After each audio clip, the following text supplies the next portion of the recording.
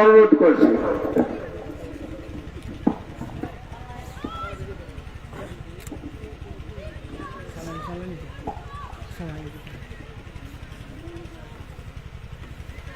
السلام عليكم ورحمة الله وبركاته.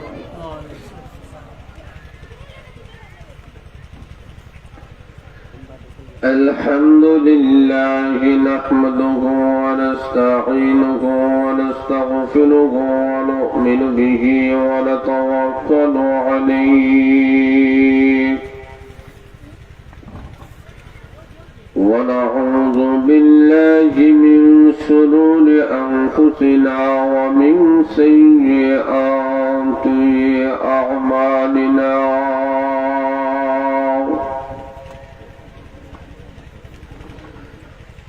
من يهده الله فلا مضل له ومن يضلله فلا هادي له ونشهد أن لا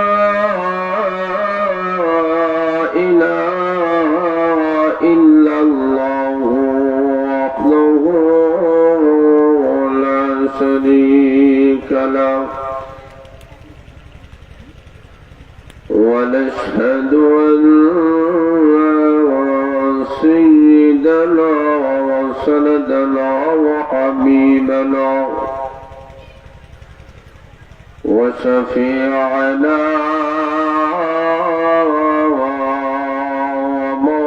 ومولانا محمدا عبده ورسوله الذي أرسل إلى الناس كافة بشيرا ونذيرا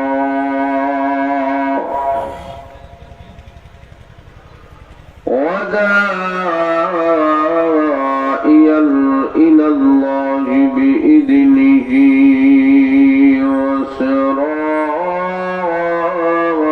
وسراجا منيرا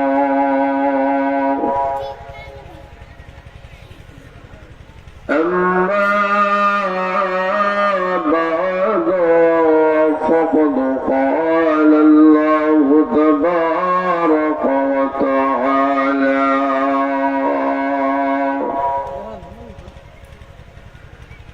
في كلامه المجيد والفرقانه الحميد أعوذ بالله من الشيطان الرجيم بسم الله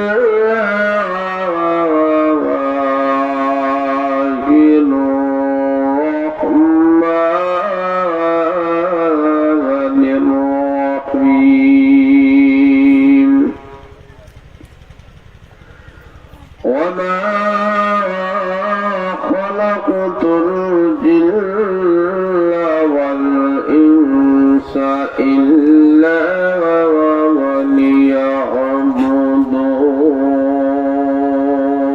ليعبدون صدق الله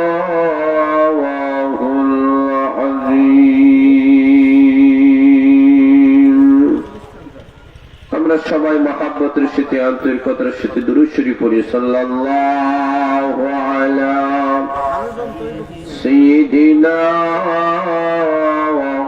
ওয়া মাওলানা মুহাম্মদ ওয়া আলা আলিহি ওয়া আসহাবিহি ওয়া সাল্লাম সাল্লাল্লাহু আলা সাইয়্যিদিনা ওয়া মাওলানা মুহাম্মদ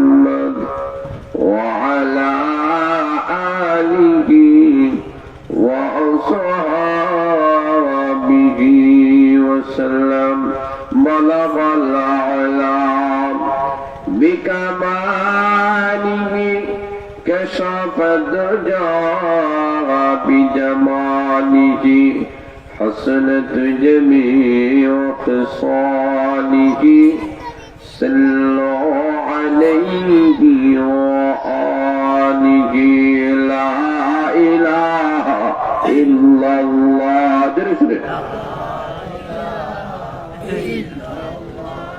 لا إله إلا الله لا إله إلا الله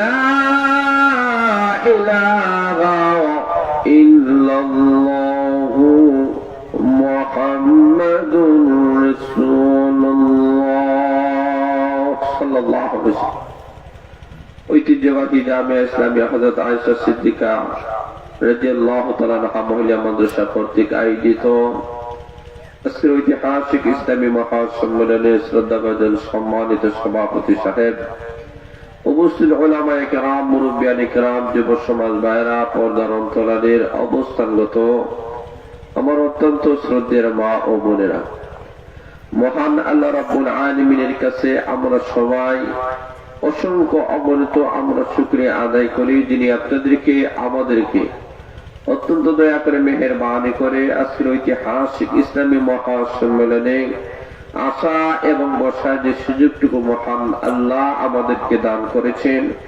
আমরা সবাই অন্তরের অন্তঃস্থল থেকে আমরা কলিমাতু শুকর আদায় করি। সবাই বলে আলহামদুলিল্লাহ। এতগুলা মানুষ, কিন্তু আওয়াজে বোঝা যায় আসলে আমরা সবাই খুশি হই নাই।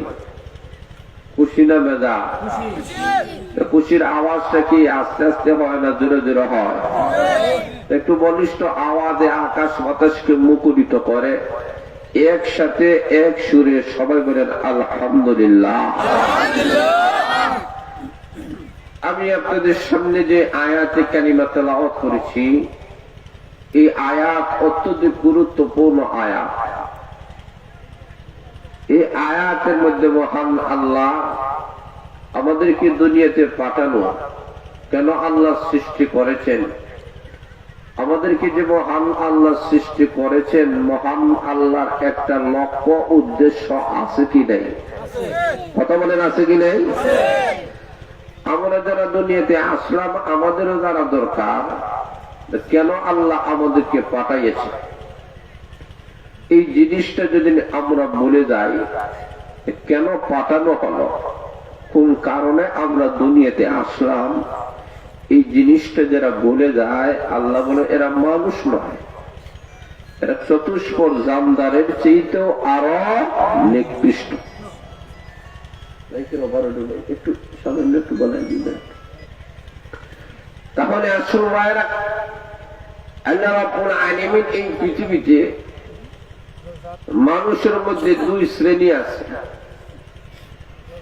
এক শ্রেণী পুরুষ আর এক শ্রেণী নারী। আল্লাহ রাব্বুল আলামিন পুরুষের উপরেও যেমন ইবাদতটাকে আল্লাহ ফরজ করে দিয়েছেন, ঠিক তেমনি ভাবে নারীদের উপরেও ইবাদত ফরজ। কথা বলেন ঠিক না বেঠিক? আল্লাহ রাব্বুল আলামিন এই পৃথিবীতে এমন কিছু আল্লাহওয়ালা পুরুষের গুণ আল্লাহ আলোচনা করেছেন, এমন কিছু আল্লাহওয়ালী মহিলাদের গুণ আল্লাহ আলোচনা করেছে। কোরআন শরীফ তালাশ করলে দেখা যায় যে 30 পারা কোরআনের মধ্যে আল্লাহ কোন নারীদের নাম আল্লাহ আলোচনা করেন নাই, অথচ পুরুষের যে সম্মান হবে পরকালে, একটা নারীরও ঠিক তেমনি ভাবে সম্মান এবং মর্যাদা হবে। আল্লাহ বিভিন্ন আয়াতের মধ্যে ঘোষণা করেছেন, তুমি নারী হও অথবা পুরুষ হও, যদি তুমি ঈমানের সাথে নেক আমল করতে পারো, আল্লাহ তোমাদেরকে 2টা পুরস্কারে পুরস্কৃত করবেন। সুবহানাল্লাহ নাই? পুরস্কার কয়টা? জোরে বলে না কয়টা? 1 নম্বর পুরস্কার হলো দুনিয়ার জিন্দেগিতে মহান আল্লাহ তোমাদেরকে একটা পবিত্রময় জিন্দেগি দান করবে। এই পুরস্কারের দরকার আসেনি? আরো যারা আছে কি নাই? 2 নম্বর হল জাহান্নামের অত্যন্ত ভয়াবহ শাস্তি। এই শাস্তি থেকে মহান আল্লাহ তোমাদেরকে নিরাপত্তা দান করবে। তখন বোঝা গেল আল্লাহ রাব্বুল আলামিন পরকালের সওয়াবের বেলায়, প্রতিদানের বেলায় সমান। দুনিয়াতে মহান আল্লাহ পুরুষের নাম উল্লেখ করেছে, বিভিন্ন সূরাও আল্লাহ নাযিল করেছেন পুরুষের নামে। পুরুষের আলোচনা সম্বোধন করতে গিয়ে আল্লাহ পুরুষদেরকে সম্বোধন করেছেন। কিন্তু মহান আল্লাহ 30 পারা কোরআনের মধ্যে ব্যতিক্রম ভাবে একজন মহিলা, যার নামে আল্লাহ একটা সূরার নাম লিপিবদ্ধ করেছেন। এই মহিলার নাম জানা আছে? জোরে বলে জানা আছে? এমন একজন মহিলা আল্লাহ ওনার নামে একটা সূরার নাম লিপিবদ্ধ করেছে।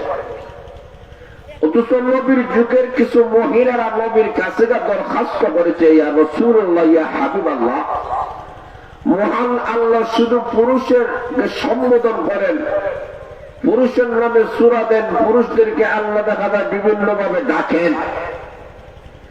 আমরাও তো নারী, আমরাও তো মানুষ, আমরাও তো আল্লাহর গোলামি করি, আমাদের কোন নাম উল্লেখ নাই কেন?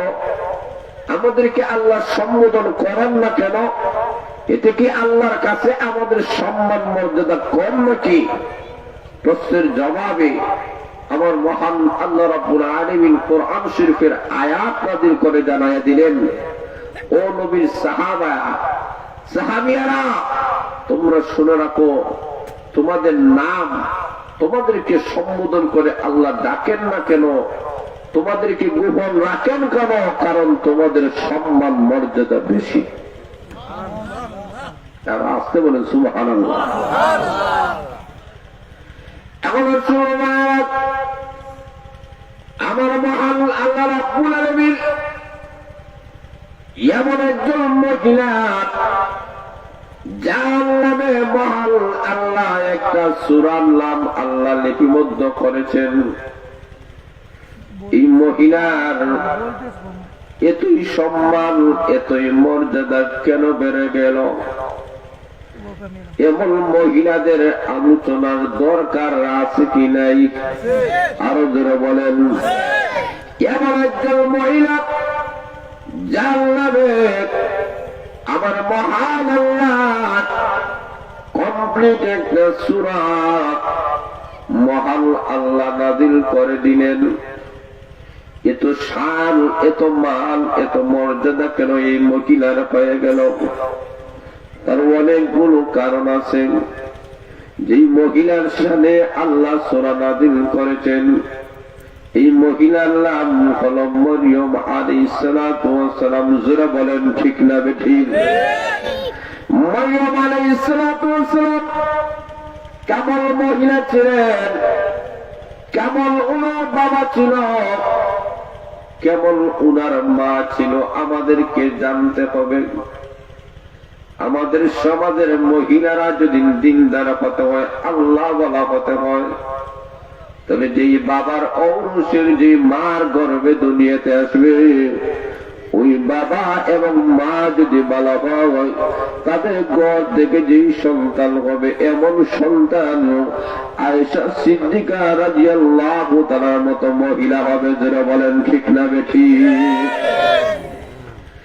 এমন সময় হযরত মারইয়াম আলাইহিস সালাতু ওয়াস সালাম, যিনি কোন নবী নাই, আমার মহান আল্লাহ জানায়া দিয়েছেন, পৃথিবীর কোন নারীকে আমি মহান আল্লাহ নবী বানাই নাই। কারণ নবী বলেন তার ইমামতি লাগবে, ইমাম হওয়া লাগবে। মহান আল্লাহ নবুয়তের দায়িত্ব আল্লাহ কোন নারীকে দেন নাই, পুরুষকে দিয়েছেন। কারণ একজন নারীকে যদি নবুয়তের দায়িত্ব দেওয়া হয়, ইমামতির দায়িত্ব যদি দেওয়া হয়, এই মহিলা ঘরে থাকবে না, মসজিদে চলে যাবে। যারা বলেন ঠিক না বেঠিক? ওই মহিলা ইমাম হয়ে যখন নামাজ পড়াবে, পিছন দিক দিয়া মুসল্লিরা তার পিছনে যখন নামাজ পড়বে, মুসল্লিদের মনটা নামাজে থাকবে না, মহিলার পিছনে চলে যাবে। যারা বলেন ঠিক না বেঠিক? এতে পুরুষেরা নারীকে নিয়ে কল্পনা জল্পনা করবে। আমার মহান আল্লাহ বলেন, পৃথিবীর কোন নারীকে নিয়ে কোন পুরুষেরা কল্পনা জল্পনা করে, এটা আমি আল্লাহ কখনো বরদাস্ত করতে পারি না।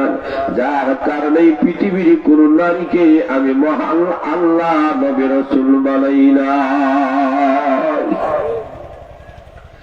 এমন রাসূল মরিয়ম আলাইহিস সালাম, যার বাবা এমন সম্মানিত একজন বাবা ছিলেন, যার নামেও আল্লাহ একটা সূরার নাম লিপিবদ্ধ করেছেন। জোরে বলেন সুবহানাল্লাহ। মহান আল্লাহ উনার বাবার কত সম্মান, কত মর্যাদা। আলে ইমরান নামে একটা সূরার নাম আছে কি নাই? আরো জোরে বলেন। এখন শুরু মায়েরা, উনার বাবা কত বড় আল্লাহওয়ালা ছিলেন। উনার মার নাম ছিল হান্না। মা কেমন আল্লাহওয়ালা! আমাদের সমাজে যদি আল্লাহওয়ালা নারী পুরুষ যদি পাইতে হয়, আল্লাহওয়ালা যদি মেয়ে তৈরি করতে হয়, তাহলে সর্বপ্রথম আল্লাহ শিক্ষা দিয়েছেন, মা এবং বাবা আল্লাহওয়ালা হয়ে যাও, তোমাদের ঘর থেকে আল্লাহওয়ালা মহিলা তৈরি হবে। এখন ওনার মানলাম ওরা হান্না কেমন মহিলা ছিলেন, কেমন আল্লাহওয়ালী একজন মহিলা ছিলেন, যে মহিলাটা আল্লাহর দরবারে হাত তুলে মোনাজাত করা শুরু করেছে, প্রভু গো, আয় আল্লাহ, আমি গর্ভাবস্থা, আয় আল্লাহ, আমি জানি তুমি সর্বময় ক্ষমতার মালিক, পৃথিবীর মানুষদেরকে সন্তান দেওয়ার মালিককে। আরো যারা বলেন, ছেলে দেওয়ার মালিক, মেয়ে দেওয়ার মালিক, না দেওয়ার মালিক। এমন কেমন আল্লাহওয়ালী মহিলা ছিল, ওনার মা ডাক দেওয়া বলেন, প্রভু আয় আল্লাহ, আমার ঘরে যেই সন্তানরা আপনি দিবেন, আল্লাহ তোমার সাথে আমি ওয়াদাবদ্ধ হয়ে গেলাম, এই সন্তান দুনিয়াতে আসার পরে আমি তোমার ঘর বাইতুল মুকাদ্দাসের খাদিম বানাইয়া দিব। কেমন মা দুনিয়াতে সন্তান আছে নাই, এমন অবস্থায় মহান আল্লাহর কাছে দরখাস্ত করেছে, আয় আল্লাহ, আমাকে যে সন্তান আপনাকে দান করবা, এই সন্তানকে বাইতুল মুকাদ্দাসের খাদিম বানাইয়া দিব। এর মানে হলো, এই থেকেই আমাদের মা বাবার একটা শিক্ষা আছে। শিক্ষাটা হলো, শুধুমাত্র সন্তানের আমি মা হব, বাবা হব, সেই আশা শুধু পোষণ করলে হবে না, বরং সন্তান দুনিয়াতে আসার আগে মার দায়িত্ব হলো আল্লাহর কাছে চাও, আল্লাহ এই সন্তান দিবা গো, এই সন্তান যেন আমি মহিলা মাদ্রাসায় পাঠাইয়া হাফিজা আলেমার মা এবং বাবা হতে চাই। শিক্ষাটা দিয়েছেন কে? কথা বলেন না কে? আজকে আমাদের সমাজের সন্তান ছাড়ার অভাব নেই, আজকে ছেলে মেয়ের অভাব নেই। আজকে লক্ষ্য করে দেখার প্রত্যেকটা করে মা বাবার করে ছেলে মেয়ের কোন অভাব নেই, কিন্তু সুসন্তান আল্লাহওয়ালা সন্তানের অভাব আছে। কথা বলেন আছে কি নাই? আল্লাহওয়ালা, তাহাজ্জুদওয়ালা, জিকিরওয়ালা, তাসবিহওয়ালা, পর্দা পুশিদাওয়ালা নারীর অভাব আজকে আমাদের সমাজে। জোরে বলেন ঠিক না ঠিক? কেন? তার কারণ হলো, মা বাবা দুনিয়াতে সন্তান আনার জন্য যতটুকু মেহনত প্রচেষ্টা করে, যতটুকু চায়, সর্বোচ্চ চাওয়া হলো আল্লাহ যে কোনো সন্তান আপনি দেন, ছেলে দেন অথবা মেয়ে দেন, এই সন্তানকে সর্বপ্রথম আল্লাহর নামে মান্যত করতে হবে যে আমার এই সন্তানটাকে আমি ইসলামের উপরে, কোরআনের উপরে, পর্দার উপরে চালাবো। যারা বলেন ঠিক না বেটি? এমন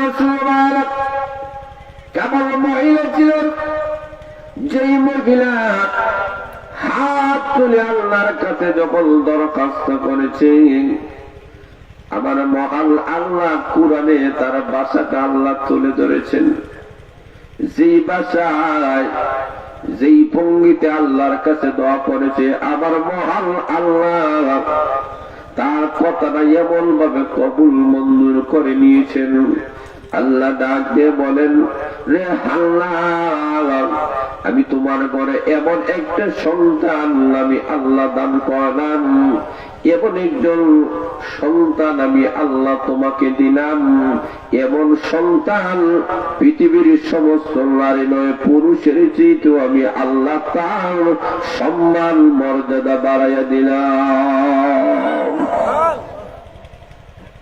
আল্লাহ রাব্বুল আলামিন তার দরখাস্ত কবুল মঞ্জুর করে নিলেন। তাহলে বুঝা গেল আমাদের সমাজের মহিলারাও তো আল্লাহর কাছে দরখাস্ত করে, কিন্তু দোয়া কবুল হয় না। এই মহিলা এমন কোন মহিলা, যেই মহিলার দোয়াটা আল্লাহ কবুল করে নিলেন। এতে বোঝা গেল আমাদের দোয়া যদি আল্লাহর দরবারে কবুল না হয়, তো এমন ভাবে আল্লাহর দরবারে মকবুল হতে হবে যাতে আবার দোয়াটি মহান আল্লাহ কখনো ফিরাইয়া দেয় না। এখন শুনুন ভাইরা, আমার মহান আল্লাহ রাব্বুল আলামিন ওনাদের ঘরে এমন একটা সন্তান দান করে দিলেন, যার নাম মরিয়ম আলাইহিস সালাতু ওয়াস সালাম। জোরে বলেন সুবহানাল্লাহ।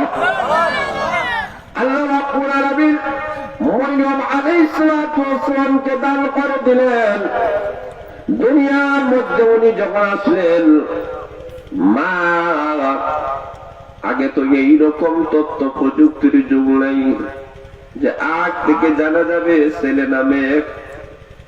যখন মেয়ে সন্তান হয়ে গেল, এমনি মরিয়ম আলাইহিস সালাতু ওয়াস সালামের উদ্দেশ্য ছিল যে আমার ছেলে হবে, ছেলে যদি হয় বাইতুল মুকাদ্দাসের খাদেম বানাবো, কিন্তু হয়ে গেল মেয়ে।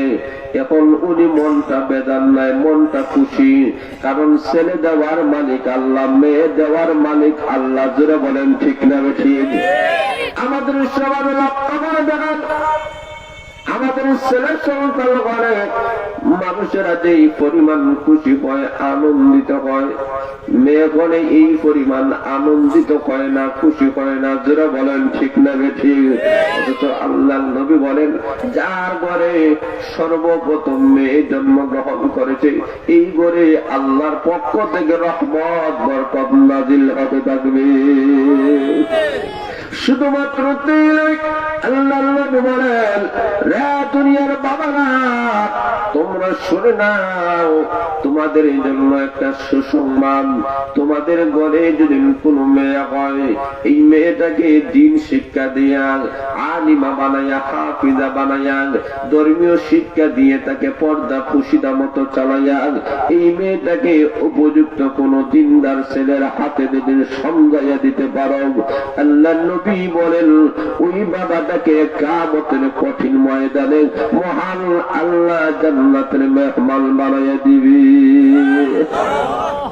তাহলে বোঝা গেল মেয়ের মধ্যে ফজিলত আছে কি নাই? আরো জোরে বলেন।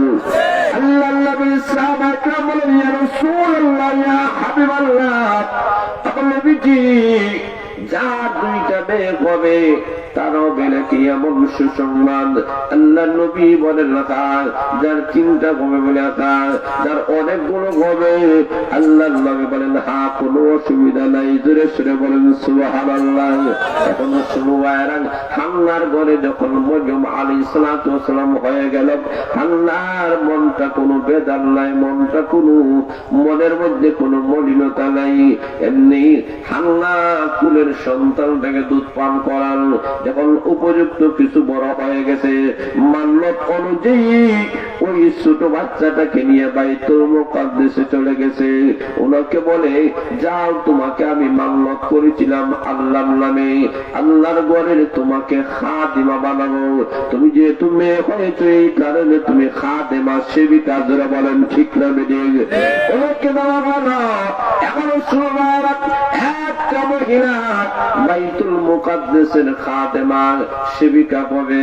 এখনো সুমাইয়া এই মহিলার দায়িত্ব অভিভাবকের দরকার আছে কি নাই? আরো দূরে বলেন, এখনো সুমাইয়া উনার দায়িত্ব কে গ্রহণ করবে, কে অভিভাবক হবে? অর্থাৎ মরিয়ম আলাইহিস সালামের গুণ দেখে, রূপ দেখে, তার অবস্থা দেখে এলাকার মানুষেরা প্রতিযোগিতা শুরু হয়ে গেছে। সবাই প্রতিযোগিতা করা শুরু করেছে, আমি এই মেয়ের দায়িত্ব গ্রহণ করব। সবাই যেন অভিভাবক হয়ে যাইতে চায়। যেমন ভাবে আমাদের সমাজে কোন মহিলাকে, ছোট বাচ্চাকে যদি মাদ্রাসায় পাঠাইয়া দেওয়া হয়, তাকে হাফিজা বানানোর জন্য, আলিমা বানানোর জন্য এলাকার মানুষেরা প্রতিযোগিতা শুরু হয়ে যায়। কেউ বলে আমার টাকার মাধ্যমে হাফিজা হবে, কেউ বলে আমার টাকার মাধ্যমে আলিমা হবে, আমার টাকার মাধ্যমে মুহাদ্দিসা হবে। এইভাবে সংসার করার জন্য মানুষেরা উদ্গ্রীব হয়ে উঠে। যারা বলেন ঠিক না বেঠিক? আমার সময়েরা ওই মহিলার অভিভাবক কে হবে? এলাকার মধ্যে একটা প্রতিযোগিতা শুরু হয়ে গেছে। এমন অবস্থায় এই সমস্যার সমাধানের জন্য আমার মহান আল্লাহ খুশি হয়ে গেছেন। আল্লাহ বলেন, আল্লাহ, তোমার মনের ইচ্ছা ছিল ছেলে হবে, কিন্তু মেয়ে দিলাম। দেখো, এমন একটা মেয়ে দিলাম যে মেয়ের অভিভাবক হওয়ার জন্য প্রতিযোগিতা শুরু হয়ে গেছে। যারা বলেন সুবহানাল্লাহ। এখনো সুবাইরা এমনি ভাবে প্রতিযোগিতা হয়ে গেল, লটারি দেওয়া হলো। লটারির মাধ্যমে আর কেউ নয়, আল্লাহর একজন পয়গম্বর, যার নাম জাকারিয়া আলাইহিস সালাতু ওয়াস সালাম, ওনার নাম লটারির মাধ্যমে বেশি উঠেছে। একজন নবী উনার দায়িত্ব গ্রহণ করলেন, উনার অভিভাবক হয়ে গেলেন। আল্লাহ এই মেয়েটার দাম কত বাড়াইয়া দিয়েছে। যারা বলেন সুবহানাল্লাহ। এমন জাকারিয়া আলাইহিস সালাতু ওয়াস সালাম ওনার দায়িত্ব গ্রহণ করে নিলেন। কত দাম, কত সম্মান, কত মর্যাদা। সেই বাইতুল মুকাদ্দাসের একটা কামরা, আলাদা একটা কামরার মধ্যে ওনাকে রাখা হলো। ওই জায়গায় উনি থাকবেন।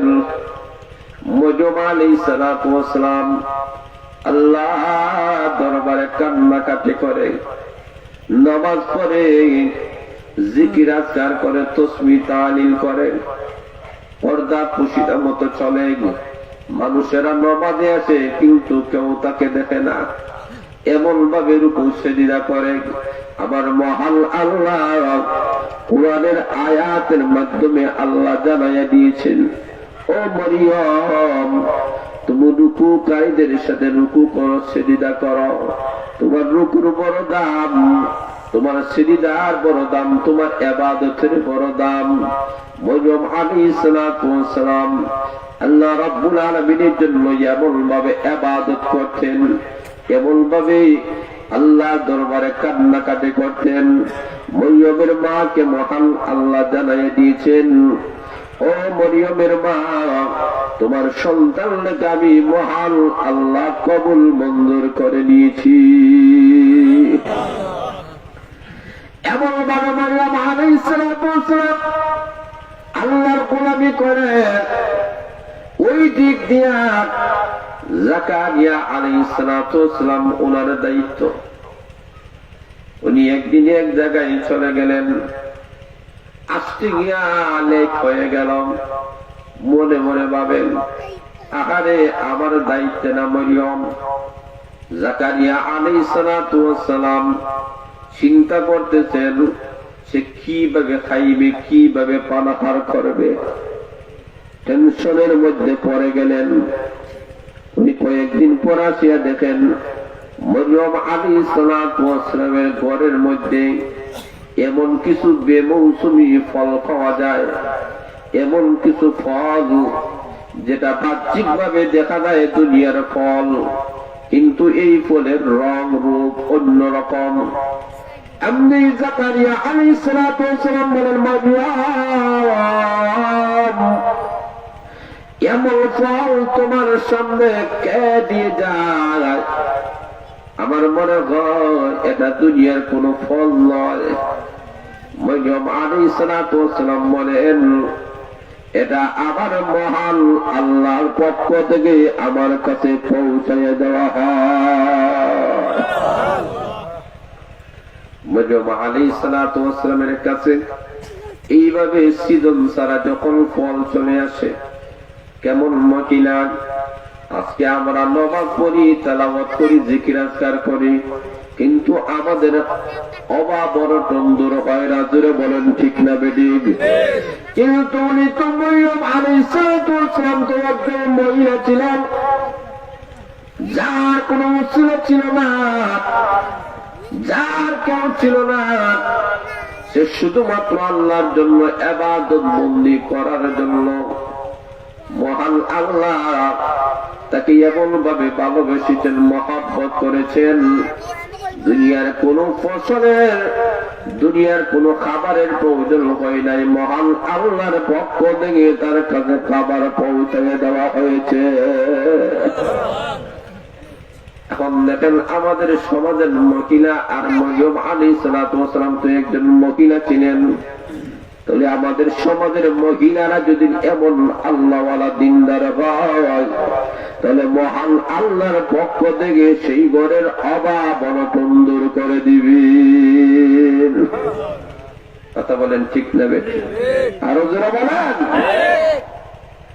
এখন সময় জাকারিয়া আলাইহিস সালাতু ওয়াস সালাম আল্লাহর একজন পয়গম্বর।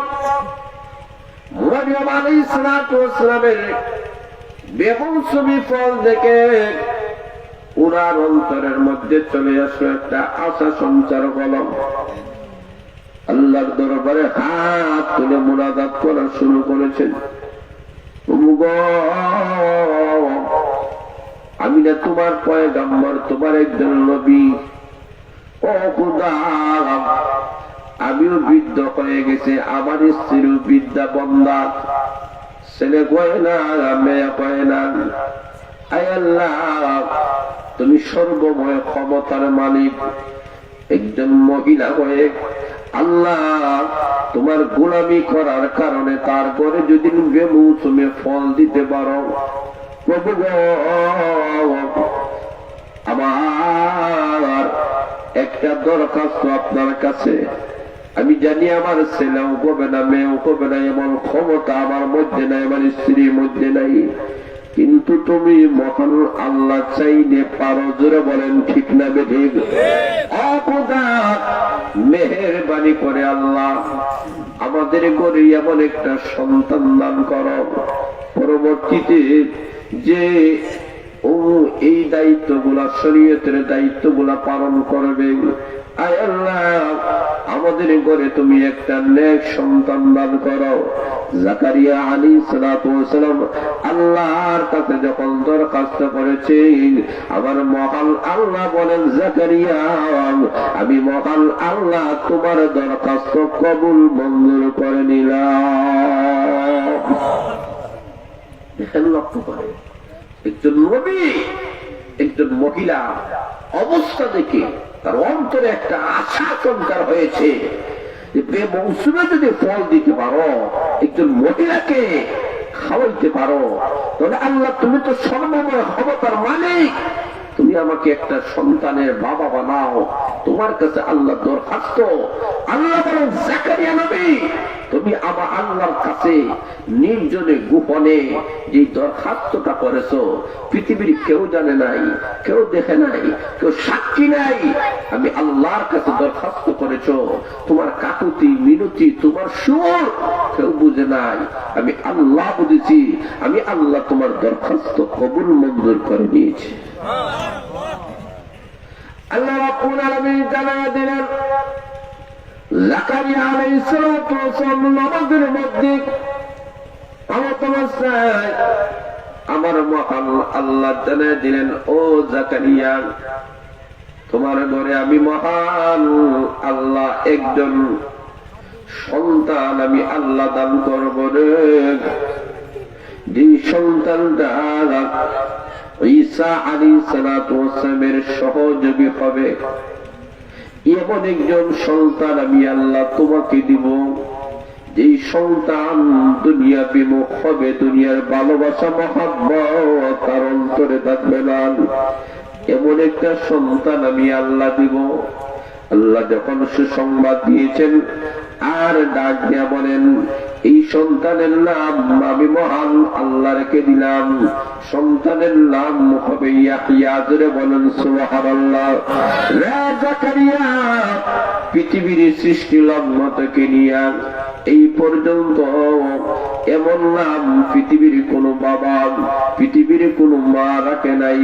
আমি মহান আল্লাহ তোমার সন্তানের নাম, পৃথিবীর প্রত্যেকটা সন্তানের নাম তার বাবা রাখে, তার মা রাখে, তার নানা রাখে, তার নানি রাখে। ওরে জাকারিয়া, তোমাকে আমি আল্লাহ যে সন্তান নাম করলাম, এই সন্তানের নাম পৃথিবীর কেউ রাখবে না রে। আমি মহান আল্লাহ এই নাম রেখে দিয়েছি। নাম রেখে দিয়েছেন কে? বলেন কে? আল্লাহ বলেন রেখে দিলাম। এই সন্তানরা দুনিয়া বিমুখ, দুনিয়ার কোন ভালোবাসা নাই, মহাব্বত নাই, শুধু আল্লাহ এবং পরকালের ভালোবাসা। এমন সন্তানের মা বাবার দরকার আছে কি নাই? আরো জোরে বলেন। আমরা তুই এইভাবে আল্লাহর কাছে চাই, প্রভু এমন সন্তান আমাদেরকে দান করেন, যেই সন্তানরা আমি মারা যাওয়ার পরে আমার বাড়ির মালিক হবে, আমার গাড়ির মালিক হবে, আমার বিল্ডিং এর মালিক হবে, আমার ব্যাংক ব্যালেন্সের মালিক হবে, আমার উত্তর দেখে হবে। এই কারণে আমরা সন্তান চাই। জোরে বলেন ঠিক না বেঠিক? আর আল্লাহর পয়গম্বর আল্লাহর কাছে চাইতেছে, আল্লাহ এবং সন্তান দাও, এই সন্তানটা দুনিয়া বিমুখ হবে, আখিরাতওয়ালা হবে। এই সন্তান দুনিয়া চাইবে না, আখিরাত চাইবে। এই সন্তান তোমার দিন গোটা বিশ্বময়ে পৌঁছায় দিবে। এখনো সময় রাখ, আমার মহান আল্লাহ রাব্বুল আলামিন এমন একজন সন্তান মহান আল্লাহ দান করেছেন। এখনো সময় রাখ, ইয়াহইয়া আলাইহিস সালাতু ওয়াস সালামকে মহান আল্লাহ দিলেন। এখনো সময় রাখ, জাকারিয়া আলাইহিস সালাতু ওয়াস সালাম বলেন,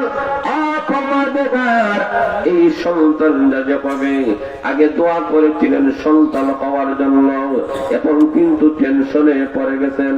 কি টেনশনে পড়ে গেলেন? আয় আল্লাহ, আমি বললাম বৃদ্ধ, আমার স্ত্রী বলেন বিদ্যা, আয় আল্লাহ এমন অবস্থায় আমার সন্তান হলে কিভাবে হবে?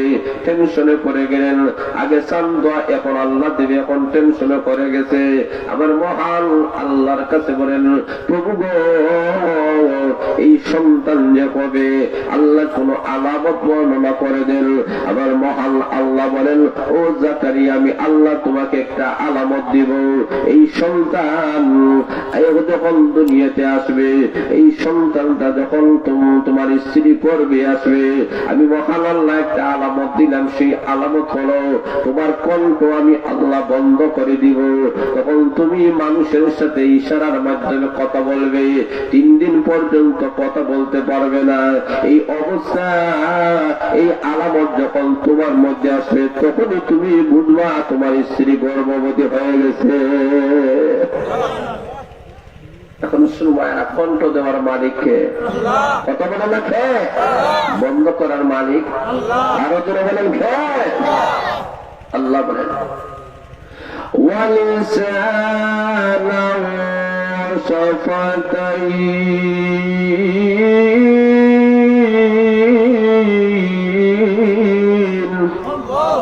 আল্লাহ বলেন তোমার জিহ্বা, তোমার 2টা ঠোঁট আমি আল্লাহ দিছি, জিহ্বা দিছি কথা বলার জন্য। দুনিয়ার মানুষেরা এই জিহ্বা আর ঠোঁট বাহ্যিক দৃষ্টিতে কথা বলার একটা যন্ত্র, জোরে বলেন ঠিক না বেঠিক? কিন্তু তুমি শুনে নাও, তুমি জেনে নাও, তোমার জিহ্বা আছে, তোমার ঠোঁট আছে। আমি আল্লাহ যদি বাক শক্তি বন্ধ করে দেই, তোমার যন্ত্র টাকার পরেও কথা বলতে পারবে না। এই ক্ষমতা কার? আরো জোরে বলেন কার? আল্লাহ বলে জাকারিয়া তোমার জিহ্বা আছে, তোমার ঠোঁটও আছে, কিন্তু কণ্ঠ আমি আল্লাহ বন্ধ করে দিলাম। আল্লাহ এই থেকেই বুঝাতে চায় এই কণ্ঠের মালিক আমি মহান আরো জোরে বলে রাখে আল্লাহ। আল্লাহ বলে তোমার কণ্ঠ বন্ধ করে দিব। তখন লক্ষ্য করে দেখেন জাকারিয়া আলাইহিস সালামের কণ্ঠ বন্ধ হয়ে গেল। কিভাবে?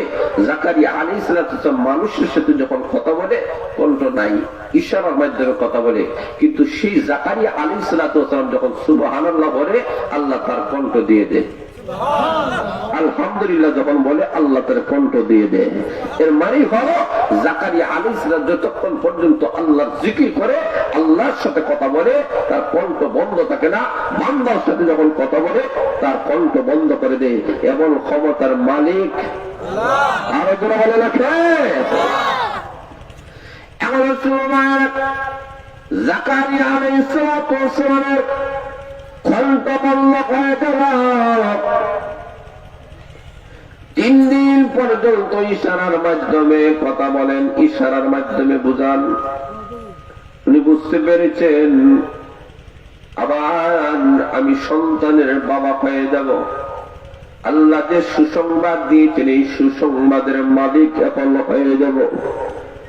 এখনো শুনবায়রা জাকারিয়া আলাইহিস সালাম সন্তান কিসের মাধ্যমে পাইলেন?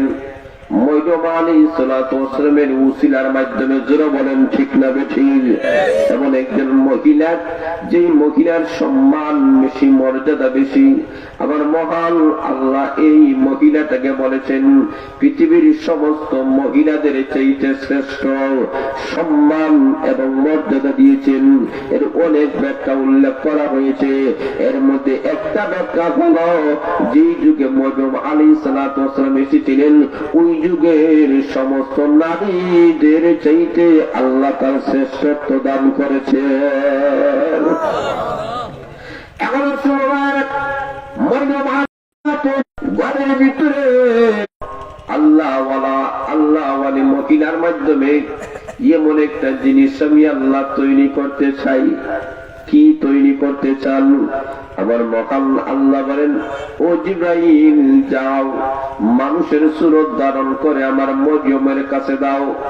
লক্ষ্য করে দেখেন মরিয়ম আলাইহিস সালাম এমন একজন আল্লাহর বান্দী ছিলেন যার কাছে মহান আল্লাহ জিবরাইল ফেরেশতা আল্লাহ পাঠিয়েছেন। জিবরাইল আলাইহিস সালামের মানুষের রূপ ধারণ করিয়া তার কাছে আসিয়া সর্বপ্রথম সালাম দিয়েছেন। সালাম শুনিয়া মরিয়ম আলাইহিস সালাম ঘাবড়ে গেলেন, ডর এসে গেল। আয় আল্লাহ, পুরুষের আওয়াজ শোনা যায়।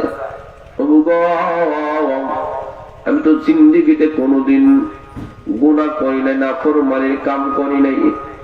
আয় আল্লাহ, এই পুরুষটা আমাকে সালাম দিয়েছেন, না জানি আমার সঙ্গে কোনো খারাপ আচরণ করে কিনা। মরিয়ম আলাইহিস সালাম বলেন, কে আপনি সালাম দিয়েছেন? আপনার অবস্থায় দেখা যায় আপনি একজন পুরুষ, পুরুষের কণ্ঠ শোনা যায়। দোহাই লাগে আমার সঙ্গে আপনি খারাপ আচরণ করবেন না, আমি খারাপ কোনো মহিলা নাই। এমনি জিবরাইল আলাইহিস সালাম বলেন, আপনি আমাকে চিনবেন না, আমি পৃথিবীর কোনো মানুষ নই, আমি আল্লাহর নূরের তৈরি জিবরাইল আলাইহিস সালাম। সে সংবাদ গ্রহণ কর, আমার মহান আল্লাহ রাব্বুল আলামিন তোমাকে একটা সন্তান দিতে চায়। তুমি এখন মা হয়ে যাইবা, তোমার ঘরে এমন একটা সন্তান আল্লাহ দিতে চাই। সন্তানের কথা শুনিয়া মরিয়ম আলাইহিস সালাম আরো ঘাবড়াইয়া গেলেন। ডাক দিয়ে বলেন, রে জিবরাইল, দুনিয়াতে কোন মহিলার ঘরে সন্তান আসার 2টা মাধ্যম। একটা বলো বিবাহের মাধ্যমে, স্বামীর মাধ্যমে, আরেকটা বলো জিনার মাধ্যমে, অবৈধতার মাধ্যমে। ওরে জিবরাইল, কিভাবে আমার ঘরে সন্তান হবে? 1 নম্বর তো আমার স্বামী নাই, 2 নম্বর বলো আমি বিবিচারিণী কোনো মহিলা নাই, কারো সঙ্গে আমার কোনো সম্পর্ক নাই, কারো সঙ্গে আমার কোনো ভালোবাসা নাই। তাহলে দুনিয়ার নিয়ম হলো, আদত হলো, এই 2টা পদ্ধতিতে সন্তান গুলা দুনিয়াতে আসবে। এই 2টা পদ্ধতির মধ্যে থেকে কোনো একটা যেহেতু আমার কাছে নাই, তাদের সন্তান আসার কোনো সম্ভাবনা নাই। এমনি জিবরাইল আলাইহিস সালাম বলেন, আমার মহান আল্লাহ আদত ছাড়া, মাধ্যম ছাড়া তোমার ঘরে মহান আল্লাহ সন্তান দিতে চায়। উসিলা লাগবে না, আল্লাহর কাছে কোনো উসিলা লাগে না। আল্লাহ রাব্বুল আলামিনের যে কাজগুলো করেন তার 2 পদ্ধতি, একটা হলো আল্লাহর কুদরত, আরেকটা হলো আল্লাহর আদত। আল্লাহর আদত হলো নিয়ম তান্ত্রিক ভাবে কোন জিনিস হওয়া, বাবার মাধ্যমে, মার মাধ্যমে সন্তান দেওয়া, এটা হচ্ছে আল্লাহর আদত। আর বাবা ছাড়া, মা ছাড়া সন্তান দেওয়া, এটা মহান আল্লাহর কুদরত। সুবহানাল্লাহ নাই? জোরে বলেন না সুবহানাল্লাহ। এখন শুনবেন, আমার মহান আল্লাহ রাব্বুল আলামিন জিবরাইল আলাইহিস সালামের মাধ্যমে আল্লাহ ছাড়াইয়া দিলেন। উনি ডাক দিয়ে বলে, এই 2টা পদ্ধতি তো আমার কাছে নাই। এই থেকেই আমাদের সমাজের মহিলাদের জন্য শিক্ষা হচ্ছে যে সন্তান যদি নিতেই চাও, মা যদি হতে চাও, স্বামীর মাধ্যমে নাও, ব্যভিচারের মাধ্যমে, যতায় ততায় সন্তানের মা হওয়া ইসলাম কখনো বৈধ অনুমতি দেয়? আরো জোরে বলেন। সিনার মাধ্যমে, প্রেম প্রীতির মাধ্যমে, অবৈধ সম্পর্কের মাধ্যমে তোমার সন্তান হবে। এই সন্তানটাকে ডাস্টবিনে নিক্ষেপ করবা, এই সন্তানটাকে রাস্তায় ফেলাই দিবা, এই অধিকার ইসলাম কোরআনে দেয় নাই। কিয়ামতের কঠিন ময়দানে এই সমস্ত পাপিষ্ঠ মহিলারা আসামির কাঠ গড়ায় দাঁড়ায় জবাবদিহি করতে, কথা বলেন, করতে। মরিয়ম আলাইহিস সালাম বলেন, 2টা পদ্ধতি আমার কাছে নাই। এখন উনি বলেন, আল্লাহ চাইছে হয়ে যাবে, আল্লাহ যা বলেন কোন ফায়াকুন, চাইলেও হয়ে যায়। মাশাআল্লাহ, মাইকে তো ভালো হয়েছে। এখন চাইলে হয়ে যায়। এখন ভাইরা, আমার মহান আল্লাহ রাব্বুল আলামিন এমন একটা পদ্ধতিতে আল্লাহ তাকে এমন একটা অবস্থায় আল্লাহ নিতে চায়। আল্লাহ বলতে চায়, তোমারও সম্মান আছে, তোমার বাবারও সম্মান, তোমার মারও সম্মান আছে। এখন মহান আল্লাহ রাব্বুল আলামিন বলেন, তাহলে তোমাকে আমি একটা সন্তান দিব। এমন একটা সন্তান পৃথিবীতে 2 জন সন্তান ব্যতিক্রম, একজন বাবা মা ছাড়া, আরেকজন বাবা ছাড়া। বাবা মা ছাড়া আদম আলাইহিস সালাম, আর বাবা ছাড়া ঈসা আলাইহিস সালাম। জোরে বলেন সুবহানাল্লাহ। একটু জিকির করেন, লা ইলাহা ইল্লাল্লাহ। জোরে বলেন,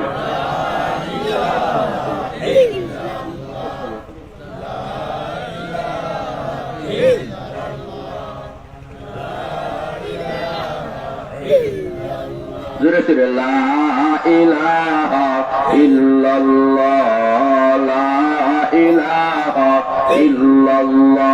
জোরে জোরে,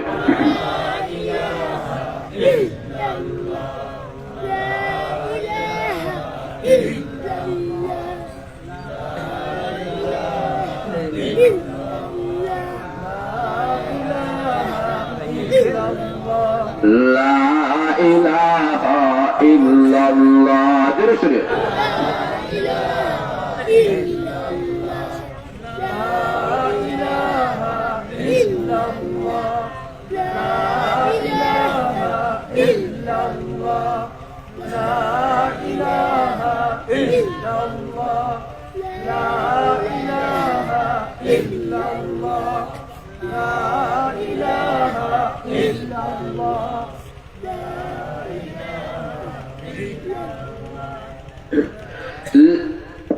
محترم حاضرین، حضرت مولانا منظور মঞ্জুর রশিদ আমিনী সাহেব আমাদের মধ্যে উপস্থিত হয়ে গেছেন।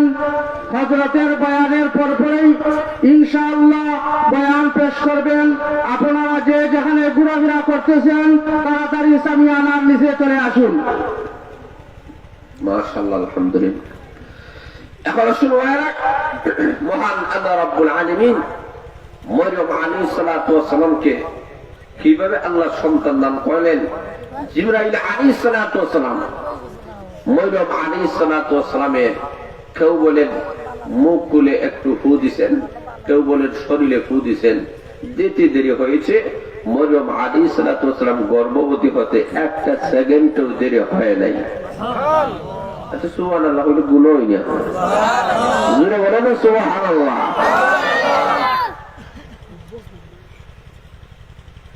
এখন একই গর্ভবতী হয়ে গেছে। আপনাদের সমাজে কয়টা বউ দিলে মহিলার গর্ভবতী সম্ভব? সম্ভব? কোন বাবার ঘরে, কোন মাজারে, কোন বীর, কোন মুর্শিদ? এই ফুটা জিবরাইল আলাইহিস সালামের ফু। আল্লাহ তাকে গর্ভবতী বানায় দিলেন। ওনার টেনশন কমছে না বাড়ছে? কথা বলেন, কমছে না বাড়ছে? আপনি বলেন প্রভু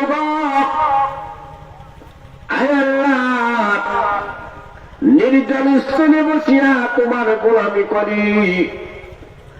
আয় আল্লাহ, আমি যে এখন গর্ভবতী হয়ে গেলাম, আমি এখন সমাজের কাছে আমি কি মুখ দেখাবো? আমার তো স্বামী নাই, আমার বাবাও ভালো, মাও ভালো, আমিও ভালো ছিলাম। এখন সমাজের কাছে আমি কি মুখটা দেখাবো? আল্লাহ ডাক দিয়ে বলেন, চিন্তা করবা না, ঘাবড়াবা না। ওরে মরিয়ম, তোমার দায়িত্ব আমি মহান আল্লাহ গ্রহণ করে নিলাম। রে মরিয়ম, আমি মহান আল্লাহ যাকে ইজ্জত দিতে চাই, যাকে সম্মান দিতে চাই, পৃথিবীর কোন মানুষ তাকে কখনো বেইজ্জত করতে পারে না। আল্লাহ যাকে বেইজ্জত করতে চায়, পৃথিবীর কোন মানুষ তাকে কখনো ইজ্জত দিতে পারে না। এখনো শুরু মায়েরা মরিয়ম আলাইহিস সালাতু ওয়াস সালামের প্রসব বেদনা শুরু হয়ে গেল। উনি এলাকা থেকে বাইরে হয়ে গেলেন। আমার মহান আল্লাহ উনাকে একটা খেজুর গাছের নিচে আল্লাহ রেখে দিলেন। লক্ষ্য করে দেখেন, নিয়ে এমন একজন আল্লাহওয়ালা মহিলা, এমন একজন আল্লাহওয়ালা মহিলার উপরে কেমন বিপদ এসেছে। ওনার সন্তান গঠন, পৃথিবীর প্রত্যেকটা মহিলার সন্তান প্রসবের সময় নিরাপদ একটা জায়গা থাকে, এমন ভালো জায়গা থাকে, উন্নত জায়গা থাকে। কিন্তু মরিয়ম আলাইহিস সালাতু ওয়াস সালামের সন্তান প্রসব করবে, পৃথিবীর এমন কোন উন্নত বিছানা নাই, উন্নত কোন গালিচা নাই। খেজুর গাছের নিচটা আল্লাহ বাছাই করে দিলেন। খেজুর গাছের নিচে যখন চলে গেলেন, উনি অনুতপ্ত করা শুরু করে দিয়েছেন। আমার বেগার, আয় আল্লাহ, তোমার কাছে দরখাস্ত আল্লাহ, আমার সন্তান দুনিয়াতে আসার আগে যদি আমি এই দুনিয়া থেকে যদি চলে যেতাম তাহলে তো আমার জন্য ভালো ছিল। 2 নম্বর বলো, এই পৃথিবীর মানুষের স্মৃতি থেকে যদি আমার নাম নিশানা যদি বলে দেয় তো আমার ভালো ছিল। আল্লাহ বলেন, মরিয়ম গাবলা না, পৃথিবীর কোন মানুষ তোমাকে কলঙ্কময় অধ্যায়ে তোমার নাম লিপিবদ্ধ করবে না। আমি মহান আল্লাহ তোমার নামটা এমন একটি জায়গার মধ্যে আমি আল্লাহ উল্লেখ করব, এমন একটা কুরআন লিপিবদ্ধ করব, এমন একটা সূরার নাম আমি আল্লাহ বানায় দেব, পৃথিবীর কোন মানুষ এই সূরা থেকে এই নাম কখনো কেটে ফেলতে পারবে না। আল্লাহ বলেন, তোমাকে আমি আল্লাহ সম্মান মর্যাদার অধিকারী বানাবো। এখন সুমায়রা এমন একজন সম্মানিত মরিয়ম আলাইহিস সালাতু ওয়াস সালাম। বাকি অংশটুকু অন্য কোন জায়গায় সময় হলে বলবো আপনাদের সামনে। আপনাদের কাঙ্ক্ষিত মেহমান, সিলেটের নন্দিত মুফাসসিরে কোরআন, গোটা বাংলাদেশের আন্তর্জাতিক খ্যাতি সম্পন্ন মুফাসসিরে কোরআন ওলি ইবনে ওলি হযরতুল আল্লাম হযরত মাওলানা শেখ মঞ্জুর রশিদ আমিনী সাহেব দামাত বারাকাতুহুল আলিয়া গুরুত্বপূর্ণ আলোচনা পেশ করবেন। যতটুকু সময় আপনাদেরকে নিয়ে আলোচনা করলাম